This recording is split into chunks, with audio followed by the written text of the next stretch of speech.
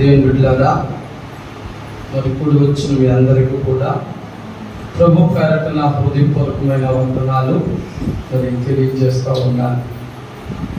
మరొక చక్కని అవకాశాన్ని ప్రభు వారు మనకు అనుగ్రహించారు. దేవుని యొక్క మాటలు వినే సమయం మరి మనము ప్రార్థన కోరుకున్నా విని దేవుని మహిమపరచాలి. పిల్లగా మరి కొద్ది నిమిషాలు కృపావార్త వర్తమానం విని మనం ఆశీర్వదించబడతాము. కనుక మరి నేటి మన ధ్యానాంశం ఏంటంటే సంఘములో విశ్వాసి ఏమి చేయాలి చెప్పండి. నేటి మన ధ్యానాంశము సంఘములో విశ్వాసి ఏమి చేయాలి. మరి సంఘం అనగానే సంఘ బిడ్డలు వస్తుంటారు, వెళ్ళిపోతూ ఉంటారు. కానీ మరి సంఘంలో విశ్వాసులకి కొన్ని బాధ్యతలు ఉంటాయి. అవేంటో కొన్ని మనం నేర్చుకుందాం. వాటిని నేర్చుకుని వాటి ప్రకారంగా మన ప్రభులో ముందుకు సాగుదాం. పిల్లగా మరి మన సంఘములో మరి నీవు ఎలా ఉంటున్నావు?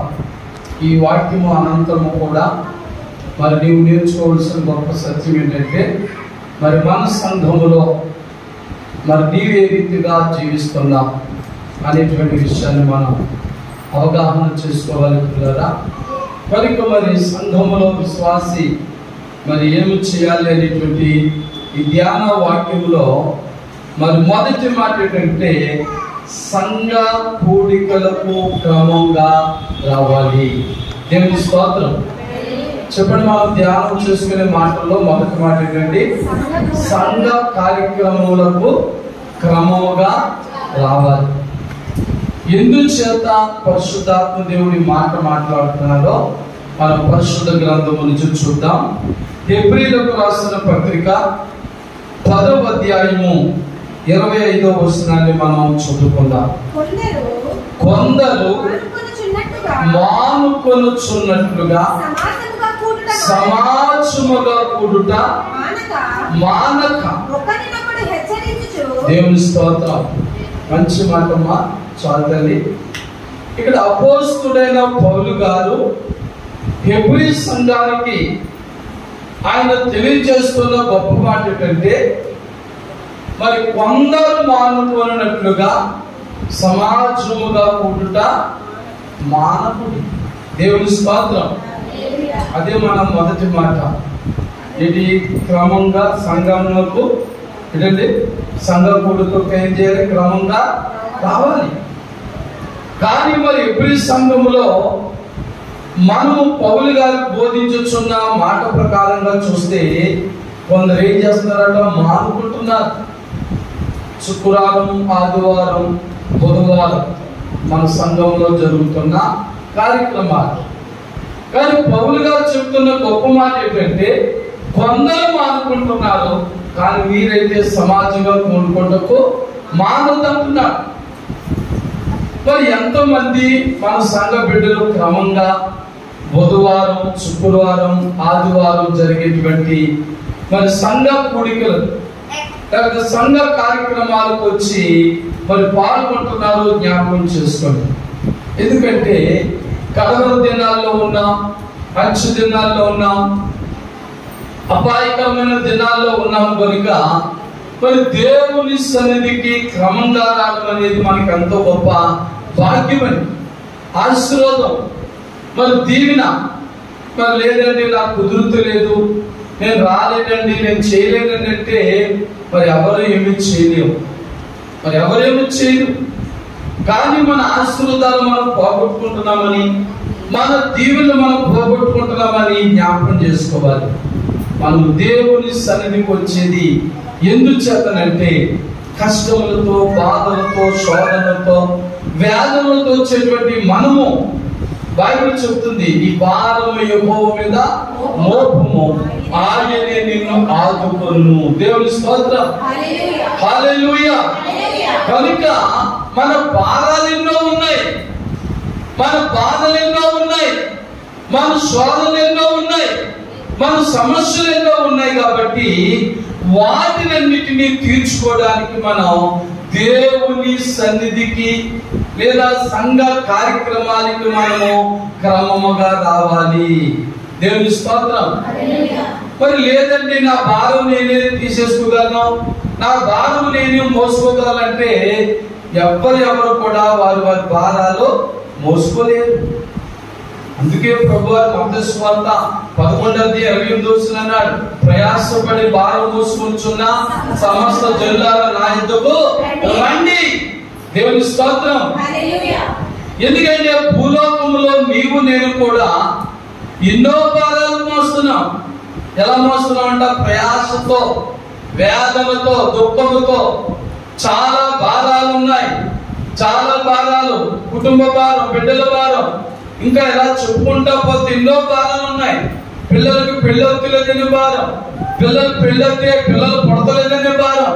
అబ్బో ఇలా చెప్పుకుంటే పోతే సంసారంలో, కుటుంబంలో, భూలోకంలో ఎన్నెన్నో భారాలు ఉన్నాయి మన మీద. అలాంటి భారములన్నీ కూడా ప్రభువారు ఏమంటున్నాడు? మీరు క్రమముగా నా సన్నిధికి వస్తే, మీరు క్రమముగా సంఘ కార్యక్రమాలకు వస్తే మీ భారములు నేను మోస్తాను. దేవుని స్తోత్రం. మీరు నా దగ్గరకు వచ్చి మీ భారం నా మీద మోపండి, మీ భారములు నేను మోస్తాను, నేను మీకు విశ్రాంతిని, శాంతిని, సంతోష సమాధానము మీకు ఇస్తానని ప్రభు చెప్తున్నాడు. కనుక ఇప్పుడు చెప్పండి, మరి సంఘ కార్యక్రమాలకు క్రమముగా రావడం అనేది నీకు మంచిదా చెడ్డదా? మంచిదే. దేవుని స్తోత్రం. మన భారాలు ఎవరి దగ్గరికి వెళ్ళి చెప్పినా వాళ్ళు అంటున్నారు నీకే కాదు నాకు చెప్పుకోవాలని ఇంకా కూడా ఉన్నాయి అంటున్నారు. కనీసం మానవునికి ఏంటంటే ఒకరితో చెప్పుకుంటే భారం తీరుతాదేమో, బరువు తీరుతాదేమో అని ఎవరితో చెప్పుకుందామన్నా వినేవారు ఎవరు లేరు. కానీ ప్రభు దగ్గరకు వచ్చి నీవు ఏ బాధ చెప్పుకున్నా, ఏ కష్టము చెప్పుకున్నా, ఏ శ్రమలు చెప్పుకున్నా ఆయన వినడానికి రెడీగా ఉన్నాడు. పాత నిబంధన అంటాడు, దినమెల్లా నా చేతులు మీ వైపు చాపుచున్నాను అన్నాడే. దేవుని స్తోత్రం. ఎవరైతే కష్టములో, వ్యాధుల్లో, బాధల్లో, శోధనలో, సమస్యలో ఉండి వాటిని మోయలేక, భరించలేక బాధపడుతూ ఉన్నారో, బాధపడుతున్నారో అలాంటి వారు ఆయన దగ్గరకు వచ్చి ఆయనతో చెప్పుకుంటే వినడానికి ఆయన రెడీగా ఉన్నాడు. వినడానికి రెడీగా ఉన్న ఆయన దగ్గరికి మనం క్రమంగా రాలేకపోతున్నాం. మన భారములన్నీ కూడా మోసేటువంటి ఆయన దగ్గరికి మనం క్రమంగా రాలేకపోతున్నాం. ఆలోచించి అందుకే పరిశుద్ధాత్మ దేవుడు మరి ఈ రోజు మన ధ్యానాంశం సంఘంలో విశ్వాసం ఏమి చేయాలని అంశంలో మొదటి మాటగా మరి సంఘ కార్యక్రమాలకు క్రమంగా రావాలి. దేవుని స్తోత్రం. నాకు పనులు ఉన్నాయండి, ప్రయాణాలు ఉన్నాయంటే అవి ఎప్పుడూ ఉంటాయి, కానీ సమయం పోతే మరలా రాదండి. ఈ లోకంలో ఏ పోయినా మరలా రావచ్చును, కానీ సమయం పోతే మరలా రాదు. అందుకే ఎఫెసీ పత్రిక 5వ అధ్యాయం 15వ వచనంలో పౌలు గారు చెప్తున్నారు, దినములు సద్దవు కలిగి మీరు ఏం పాలించకూడదు, సమయాన్ని పోనీగా సద్వినియోగం చేసుకొనుచు అజ్ఞానుల వలె కాక జ్ఞానుల వలె నడుచుకోవాలి. దేవుని స్తోత్రం. జ్ఞానం కలిగి దేవుని దగ్గరికి రావాలి. చాలా మంది అజ్ఞానం గలవారు రాకపోతున్నారు. దేవుని దగ్గరికి వెళ్తే ఏమొస్తుందిలే, మనం కానుకలు ఇవ్వాలి, అవి ఇవ్వాలి, ఇవి ఇవ్వాలి అనుకుంటున్నారు. కానీ నువ్వు దేవుని సన్నిధికి వచ్చి నీ భారములన్నీ కూడా ఆయన మీద మోపితే ఆయన నీ కొరకు ఏమి చేయబోతున్నాడో అది మర్చిపోతున్నారు. కనుక దేవుని బిడ్డలారా, మన సంఘ కార్యక్రమాలు చాలా విలువైనవి, అమూల్యమైనవి. అందుచేత మన సంఘ కార్యక్రమాల్లో ఏ కార్యక్రమాన్ని కూడా మీరు ఎప్పుడు మిస్ అవ్వకూడదు. హల్లెలూయా. మరలా ఆదివారం అందరండి అనుకోవచ్చు, మరి మరలా ఆగస్టు 17వ తారీఖు ఆదివారం మరలా వస్తుందా? రాదు కదా. మరలా ఆదివారం రావచ్చు, అది వేరే నెల, వేరే వారం, వేరే తారీఖు వస్తుందేమో, కానీ ఈ రోజు పోగొట్టుకున్న సమయం మరలా రాదు.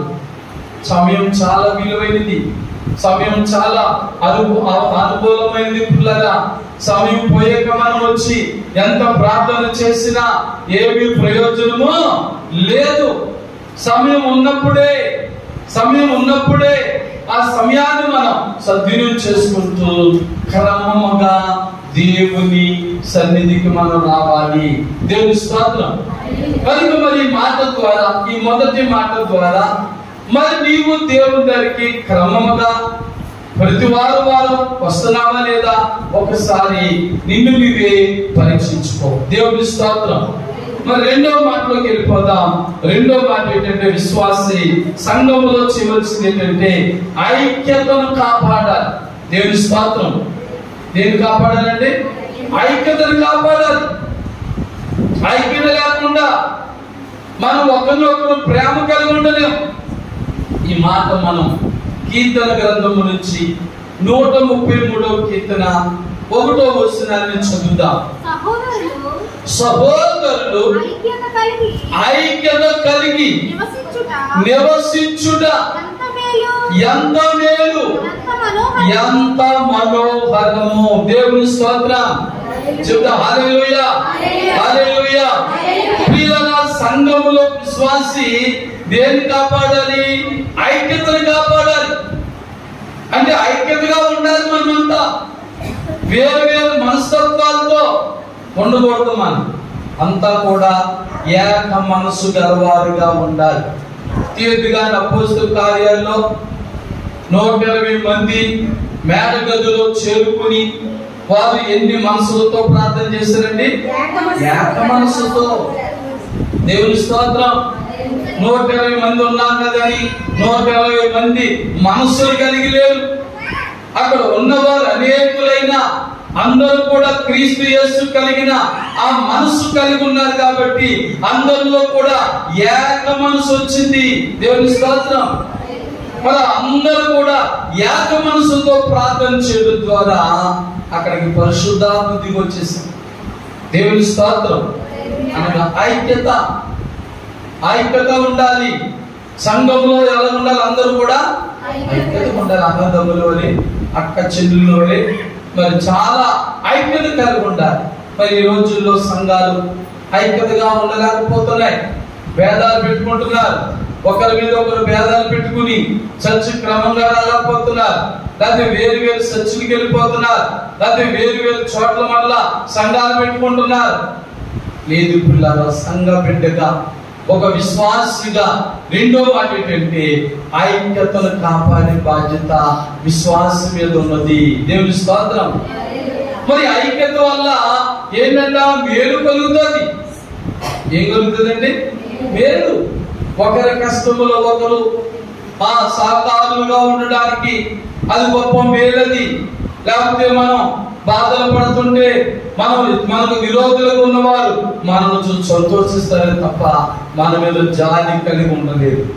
అందుచేత సంఘములో విశ్వాస యొక్క బాధ్యత ఏంటంటే ఐక్యతను కాపాడాలి. అంటే ఐక్యతగా ఉండాలి అందరూ కూడా. ఎప్పుడైతే ఐక్యతగా ఉంటావో అది సంఘానికి ఎంతో బలం, దేవునికి ఎంతో మహిమ.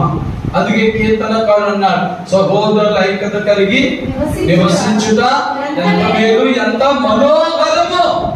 దేవుని స్తోత్రం.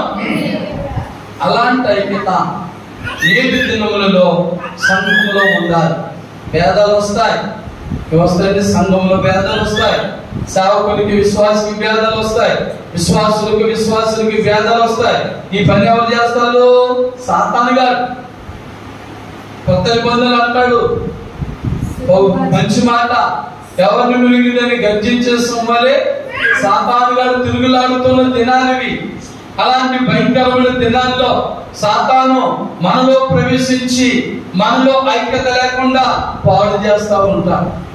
అలాంటప్పుడు మనం గ్రహించాలి, ఇది సాతాను పని. ఐక్యత లేకుండా చేస్తుంది, అన్యోన్యంగా లేకుండా చేస్తుంది. మరి సాతాను భార్య భర్తల మధ్య, తల్లి బిడ్డల మధ్య, మరి కుటుంబాల మధ్య, స్నేహితుల మధ్య, సంఘాల మధ్య, సేవకుల మధ్య ఎన్నో భేదాలు, ఎన్నో శోధనలు కలిగి చేస్తున్నారు. కాబట్టి మనం గ్రహించి ఇది సాతాను పని అని గ్రహించి మన ఐక్యతను మనం కాపాడుకోవాలి. మనమంతా ఐక్యతగా ఉండాలి. ఈ ఐక్యత ద్వారా అది మనకు మేలే గాని కీడు కాదు. దేవుని స్తోత్రం.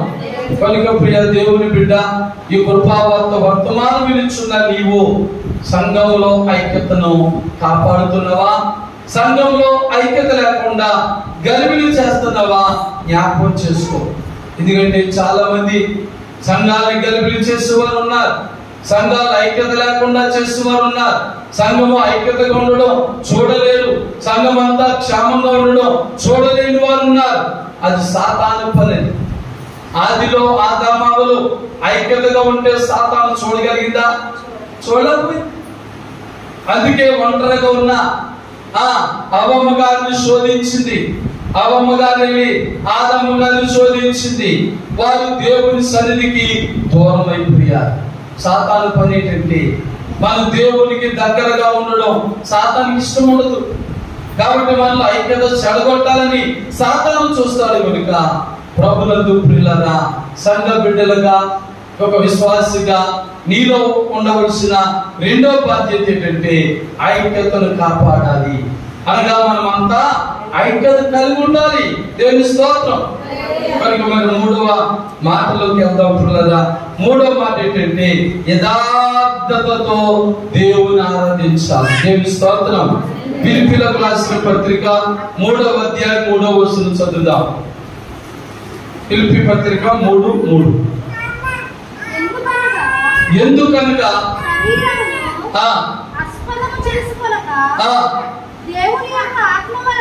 దేవుని యొక్క ఆత్మ వలన ఆరాధించుచు క్రీస్తు యేసునందు అతిశయపడుతున్న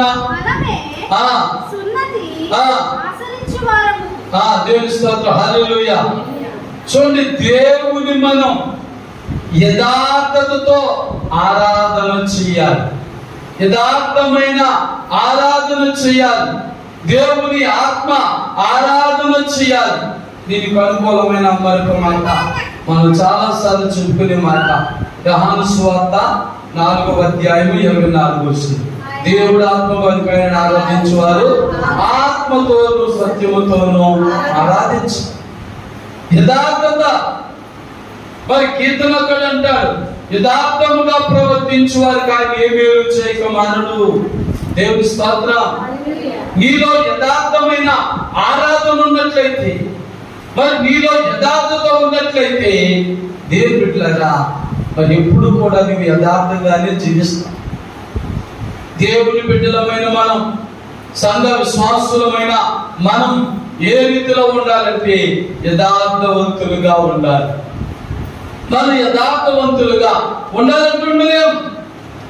మరి యథార్థమైన ఆరాధన ఎప్పుడైతే మన హృదయంలో ఉంటుందో, ఎప్పుడైతే మనం యథార్థముగా దేవుని ఆత్మతో సత్యముతో ఆరాధన చేస్తామో అప్పుడే మనలో నిజమైన యథార్థత ఉంటారు.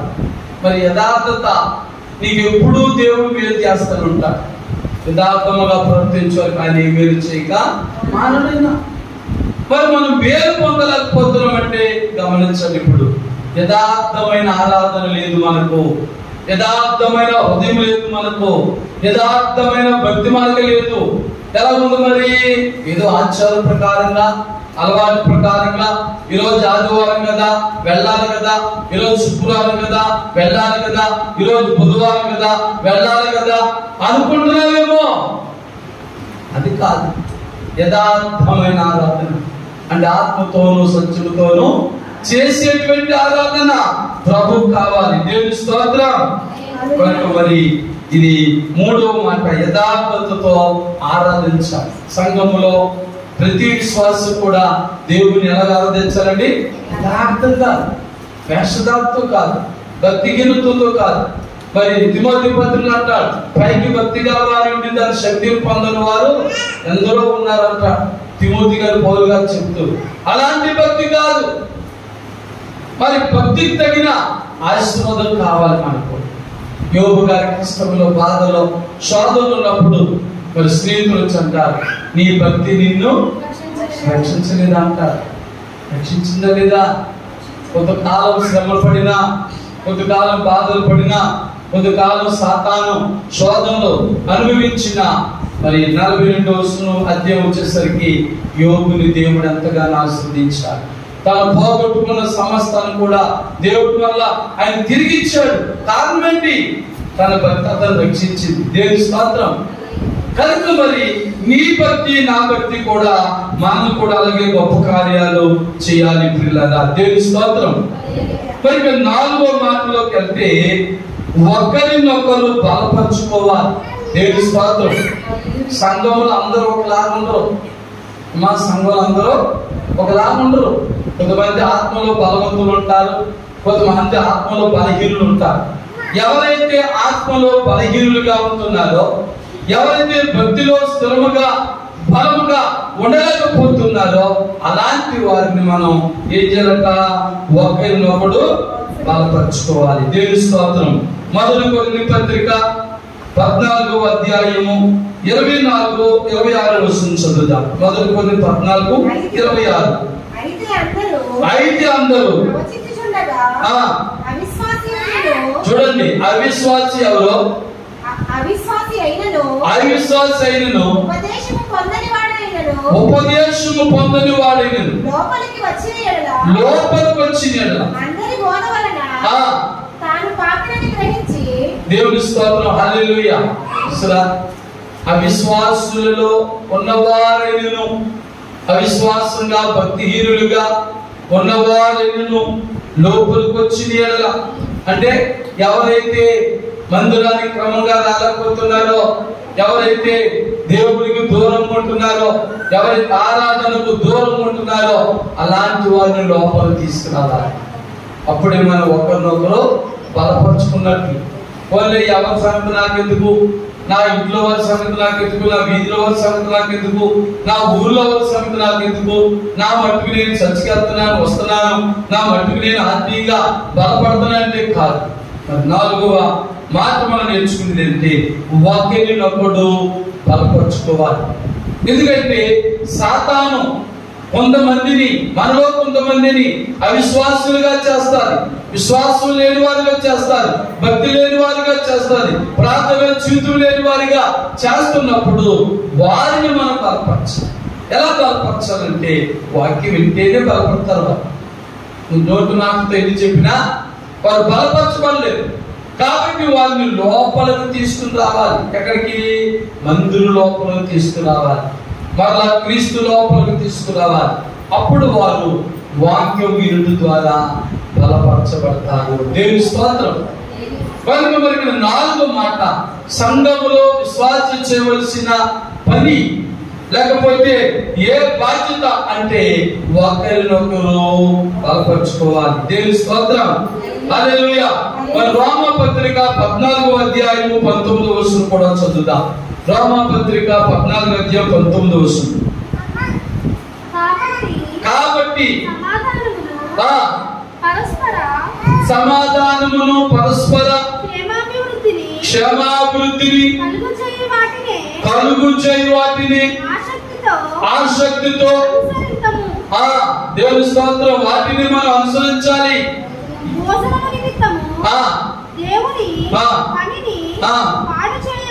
అది భోజనం కోసం దేవుని పనిని పాడు చేయకూడదు. ఏవైతే మనలను సమస్త పదార్థములు పవిత్రములే గాని అనుమానముతో విరువానికి అది దోషము.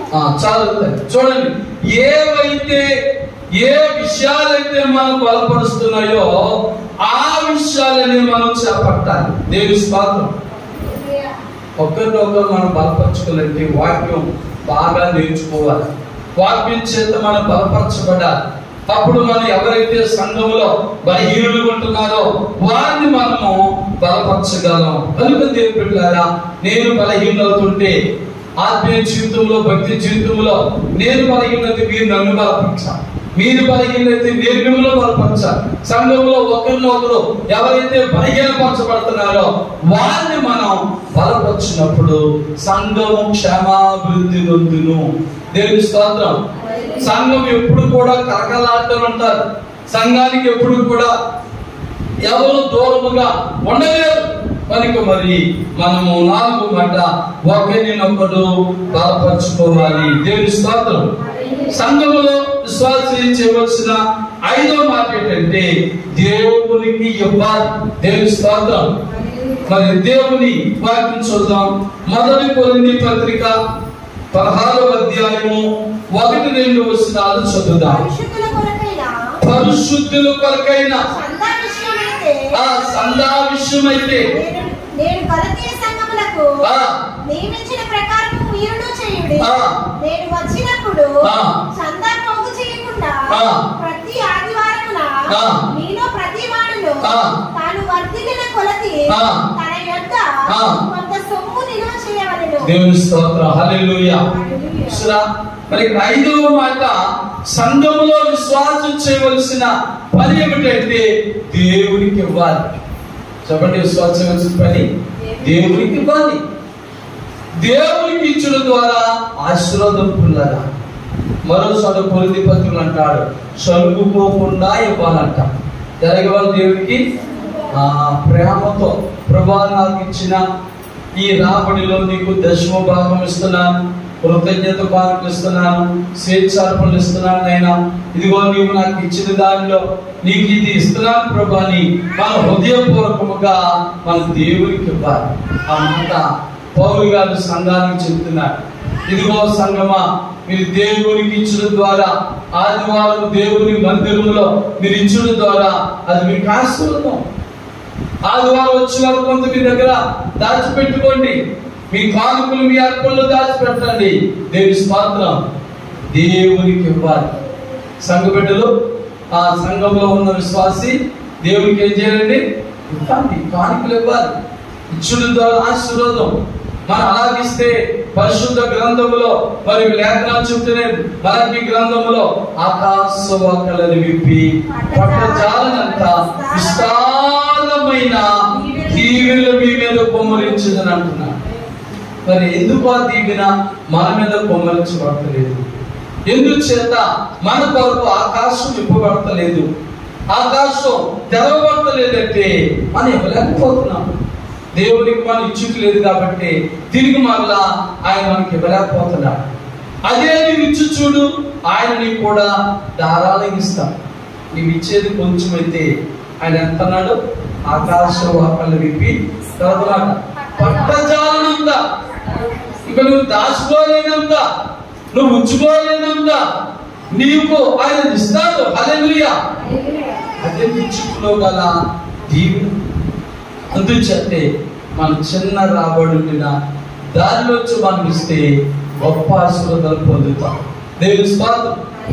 కనుక మరి ఇక్కడ 5వ మాట ఏంటంటే సంఘములో విశ్వాసి మరి చేయవలసిన పనుల్లో 5వ మాట దేవునికి ఇవ్వాలి. దేవుని స్తోత్రం. మరి 6వ మాటలోకి వెళ్తే సత్క్రియలు చేయొచ్చు, అందరినీ ప్రేరేపించాలి. దేవుని స్తోత్రం. మనం మంచి పని చేసి, అమ్మా నేను ఇలా చేస్తున్నాను, మీరు చేయండి, మీరు ఇవ్వండి, మీరు ఇలా చేయండి, అలా చేయండి, మీరు నావలే దీవించబడతారని ఏం చేయాలి? మనం సత్క్రియ చేయొచ్చు, అందరిని ఏం చేయాలి? చేసేలాగా ప్రేరేపించాలి. దేవుని స్తోత్రం. హెబ్రీయులకు రాసిన పత్రిక 10వ అధ్యాయం 24వ వచనం చదువుదాం. హెబ్రీ పత్రిక 10వ అధ్యాయం 24వ వచనం. స్పష్టంగా చదవండి గట్టిగా.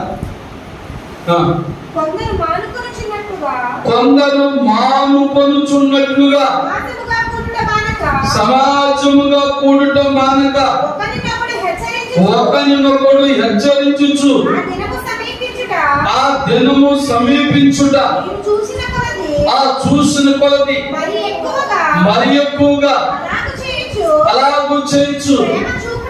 ప్రేమ చూపుటకును సత్కార్యములు చేయుటకును ఒకరినొకడు పురుకొల్పవలెను. దేవుని స్తోత్రం. ఎంత చక్కని మాట పౌలు గారు చెప్తున్న గొప్ప మాట, సంఘాన్ని బలపరిచే మాట. మీరు సత్క్రియలు చేయొచ్చు, అందరినీ కూడా మీరు ఏం చేయాలి? పురుకొల్పాలి లేదా ప్రేరేపించాలి. వారు కూడా చేసేలా చేయాలి. ఓన్లీ నేను చేస్తాను కాబట్టి సంఘంలో నాకే ఘనత, నేను గొప్ప సంఘంలో అనుకోవడం కాదు. మనము కూడా ఎలాగైతే చేస్తున్నామో ఏ రీతిగా చేస్తున్నామో, ఎంత క్రమంగా చర్చకొస్తున్నామో, ఎంత వినయ భయభక్తులతో ఉంటున్నామో, ఎంత భక్తిగా ఉంటున్నామో, దేవుని ఎంత యథార్థంగా ఆరాధిస్తున్నామో, దేవునికి ఎంతగా ఇస్తున్నామో అలాంటి మనం చేయలేకపోతున్న వారిని, సంఘంలో ఎవరైతే సత్క్రియలు చేయలేకపోతున్నారో వారిని మనం ప్రోత్సహించాలి. దేవుని స్తోత్రం. వారు గురుగొల్పాలి. మనం చేయొచ్చు, ఎదుటి వారిని గురుగొల్పాలి, చేసేలాగా వారిని ప్రేరేపించాలి. దేవుని స్తోత్రం. సరే, ఇప్పుడైతే మరి సంఘాలు లేదా ఎక్కడెక్కడి నుంచో సహాయాలు అవుతున్నాయి అనుకుంటున్నారు. కొంతమందికి రావచ్చు, వస్తున్నాయి కూడా. కానీ పూర్వ దినాల్లో సంఘాలు స్వపోషక సంఘాలే. పౌలు గారు చెప్పిన ప్రతి మాటను వారు విశ్వసించి వారు చేసేవారు. సంఘ కార్యక్రమాలు ఘనంగా జరిగేవి. తద్వారా మరి ఎందరో రక్షించబడేవారు, వారు కూడా ఆశీర్వదించబడేవారు. కనుక ప్రియ దేవుని బిడ్డలారా, సంఘ బిడ్డలుగా సంఘములో ప్రతి విశ్వాసం కూడా సత్క్రియలు చేయాలంటే మంచి పనులు చేయాలి. చేయలేకపోతున్న వారిని ప్రోత్సహించాలి. మరి లేకపోతే ఏమనుకుంటారు, నీకు ఉన్నాయి కాబట్టి నువ్వు ఇస్తున్నావు, ఉపాసకోటాలకి, ఆ పండుగలకి, కార్యక్రమాలు, ఆ కార్యక్రమాలకి నువ్వు ముందుకు వచ్చేస్తావు అంటే ఆ లేని వారు ఏమనుకుంటారు, నీకు ఉన్నాయి కాబట్టి ఇస్తున్నావు, మాకు లేదని మేము వెళ్ళకపోతున్నాం అనుకుంటాం. నువ్వు ఇచ్చిన వారు దీవెనలు పొందుతారు అంటారు, ఎవరైన వారు అలాగే ఉంటుంటారు. అప్పుడు నువ్వేం చేయాలి? అమ్మా, నా స్తోమతను బట్టి నేను ఎక్కువగలిగాను, నీ స్తోమతను బట్టి నువ్వు కొంచెమని కొంచెంగా చెయ్యి మరి ప్రోత్సహించినప్పుడు వారు కూడా చేయడం ద్వారా నీ చేత వారు ప్రోత్సహించబడి ప్రేరేపించబడి వారు కూడా చేస్తే వారు దీవించబడతారు. దేవుని స్తోత్రం. అందుచేత మరి 6వ మాటగా మరి దైవ లేఖనం చెబుతున్న మరి గొప్ప మాట ఏంటంటే మరి సత్క్రియలు చేయొచ్చు మరి అందరినీ కూడా సంఘంలో ప్రోత్సహించి బిడ్డగా ఉండాలి. దేవుని స్తోత్రం. మరి ఆఖరిగా 7వ మాట చెప్పుకుని మనం ముగించుకుంటాం. అందరి పట్ల ప్రేమ కలిగి ఉండాలండి. దేవుని స్తోత్రం. సంఘంలో ప్రతి విశ్వాసి కూడా అందరి ఏం కలిగి ఉండాలండి? ప్రేమ కలిగి ఉండాలి. చూద్దామా? రోమపత్రిక 12వ అధ్యాయము 10వ వచనం 13వ వచనం చదువుదాం. సహోదర ప్రేమ విషయంలో సహోదర ప్రేమ ఎదుల ఒకరిని ఒకరు అనురాగములు కలవారే. దేవుని స్తోత్రం. హల్లెలూయా. చూడండి ఎంత గొప్ప మాట. అందరి ఏడలో కూడా మనం ఏం కలిగి ఉండాలంట? ప్రేమ కలిగి ఉండాలి. ఉన్నవారి ఏడలో ప్రేమ, లేని వారి ఏడలో ప్రేమ లేకుండా ఉండడం సంఘంలో ఉండకూడదు. సంఘంలో అందరూ సమానులే. ఉన్నవారైనా లేని వారైనా, అందం ఉన్నవారైనా అందము లేని వారైనా, ధనవంతులైనా బలహీనులైనా దేవుని సంధిలో మరి నీవు నేను ఉన్నవారు లేని వారిని భేదం ఎప్పుడు కూడా సంఘంలో ఉండడానికి వీలు లేదు. అలా ఉండకూడదు. ఉండకుండా ఉండాలంటే మనము అందరి పట్ల మనం కలిగి ఉండాలి? ప్రేమ కలిగి ఉండాలి. సహోదర ప్రేమ కలిగి ఉండాలి. ఈలోగా భోగభాగ్యాలు చూసి ప్రేమించడం కాదు, మన ఆత్మీయ జీవితాన్ని బట్టి మన ఆత్మీయ ప్రేమతో పుల్లారా ప్రేమ గలవారు ఉండాలి. ఇంకో వాక్యం చూద్దాం. గలతీయులకు రాసిన పత్రిక 5వ అధ్యాయం 13వ వచనం కూడా చదువుదాం. గలతీయులకు రాసిన పత్రిక 5వ అధ్యాయం 13వ వచనం. సహోదరులారా మీరు స్వతంత్రులుగా ఉండుటకు పిలువబడితిరి. అయితే ఒక మాట,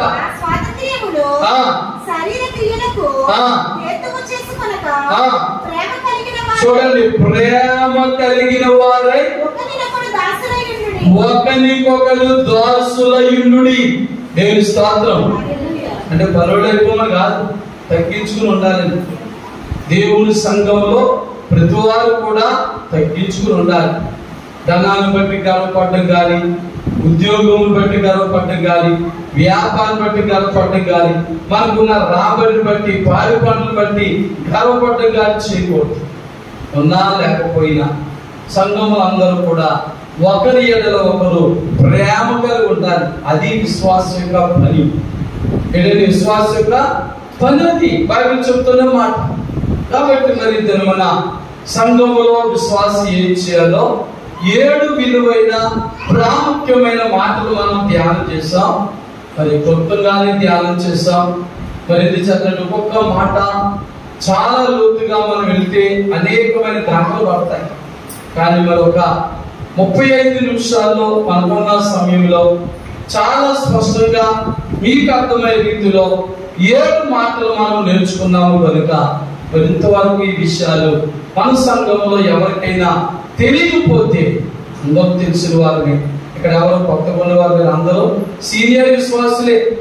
కాబట్టి ఒకవేళ అయినప్పటికీ మనం ఏ విషయంలో పడిపోయి ఈ విషయాలు మనం పాటించిన స్థితిలో ఉన్నట్లయితే సంఘంలో ఒక విశ్వాసిగా నీ బాధ్యత ఏంటో ఈ 7 మాటల ద్వారా నువ్వు బలపరచబడి ప్రోత్సహించబడి మరి నీవు కూడా సంఘములో మరి చేయవలసినటువంటి బాధ్యతలన్నీ నెరవేరుస్తూ ఉంటే నీవెంతో దీవించబడతావు, నువ్వెంతగానో ఆశీర్వదించబడతావు. కనుక దేవుని బిడ్డలారా, ఈ మాటలు మన ఇంట్లో ఫలించి అభివృద్ధి పరిచినట్లుగా అందరూ కూడా మోకరించుదాం. మోకరించి ప్రభు సన్నిధిలో ప్రార్థన చేసుకుందాం. ప్రభా, మరి మాటల ద్వారా నన్ను బలపరచునైనా మీ కృప మీ కరుణ నాకు దయచే ప్రభాని ప్రభు సన్నిధిలో మనము ప్రార్థన చేసుకుందాం. మరి కృపా వర్తమానములు మన హృదయంలో మన జీవితంలో అనేకమైన మేలులు చేస్తూ అనేకమైన అద్భుత కార్యాలు ఆశ్చర్య కార్యములు చేస్తూ బలపరచున్నట్లుగా పిల్లలు మనం ఇంకా ఈ మాటలు ఒకసారి మనం జ్ఞాపకం చేసుకుని ప్రార్థన చేసుకుందాం. ప్రేమమయుడా యేసయ్య, మీకే వందనాలు స్తోత్రములు తండ్రి. నాయన సంఘములో ఒక విశ్వాసి ఏమి చేయాలో నాయన యొక్క బాధ్యతలు ఏంటో 7 మాటల్లో క్లుప్తంగా మేము ధ్యానం చేస్తాం. మీ దీవెన మీ ఆశీర్వాదములు ఈ మాటలు విన్న ప్రతి ఒక్క బిడ్డకు ఈ కృపావర్త వర్తమానం ఉన్న ప్రతి వారి జీవితంలో కూడా అద్భుత కార్యములు ఆశ్చర్య కార్యములు చేసి నన్ను మమ్మలను ఈ మాటల చేత బలపరచమని యేసుక్రీస్తు పరిశుద్ధ నామములో ప్రార్థించి వేడుకొంచున్నాము తండ్రి. ఆమేన్. దేవుని స్తోత్రం. హల్లెలూయా. ఫలిత వరకు కృపావర్త వర్తమానంలో చక్కగా విన్న మీ అందరికీ ప్రభువుల వందనాలండి. God bless you. God bless all. Amen.